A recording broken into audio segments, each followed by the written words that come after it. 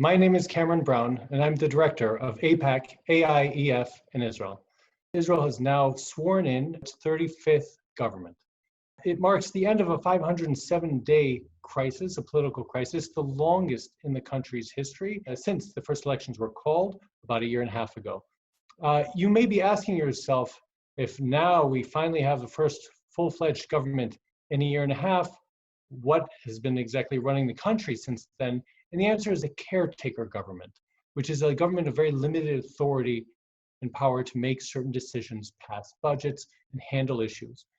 Now we are going to have a government that is fully able to take on the country's main challenges.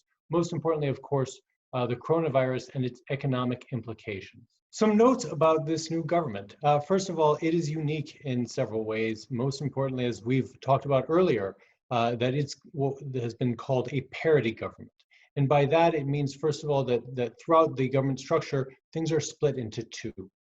The prime ministership itself will be split into two, half and half by rotation. And on November 17th, 2021, Prime Minister Netanyahu is set to step down, and the alternate prime minister, Benny Gantz, is set to take his place. The two parties are going to also have veto power over almost all areas of legislation, and they'll also be sharing the ministries throughout this process. In other words, both of them are able to nominate up to 18 ministers in this government. Speaking of ministers, 34 ministers were sworn in today. That does make it the country's largest government in history. The first government with Ben-Gurion had only 13 ministers. The average government tends to have somewhere between 18 to 28 ministers. This one will have 34 ministers, and it may grow as large as 36. How did it create so many ministries where it didn't have them in the past? The answer is it took various authorities from certain ministries and split them into two. For instance, normally we have an education minister.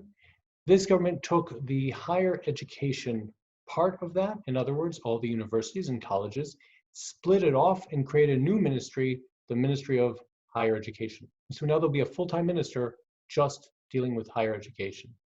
And that's true with a number of the various ministries. Energy and water, the two were split into energy and water.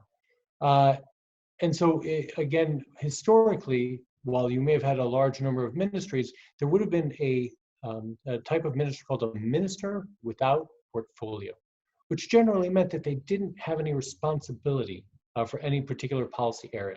With this government, all the ministers actually have assigned to them a very particular part of the policy field. And so that is the advantage, is that each minister will have something that they will be there to advance. The downside, of course, is that the money it will cost is greater than ministers without portfolio, precisely because they'll have full ministries in which to run. Some notable things about this particular government, some notable ministers. First of all, of course, the prime minister, which we've discussed previously. The defense minister for the first 18 months will be Benny Gantz, and then that will switch to Gabi Ashkenazi, also of the Blue and White Party. He will go then from being foreign minister for the first 18 months, and then he becomes defense minister. Miri Regev of the Likud party will then take his place after a year and a half. Other important ministers to note is the finance minister, especially in today's environment. Yisrael Katz, who's been acting foreign minister, and before that he was a long time transportation minister of about 8 years. And lastly, the health minister will be Yuli Edelstein, and he was the Knesset speaker for the last 5 years. Lastly, it's worth noting that we're going to have our first Israeli minister who is of Ethiopian extraction. Her name is Pnina Tamano-Shata, and she will be the Minister for Immigrant Absorption, which is a very important ministry. Lastly, let me end on a personal note. You'll see today I'm not talking to you from my home.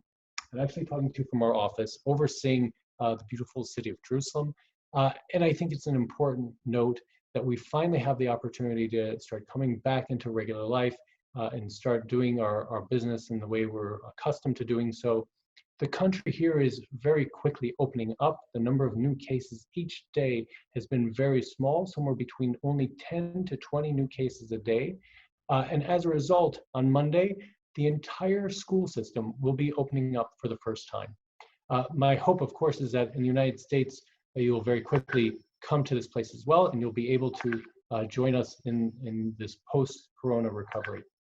So thank you very much. It was great to see you.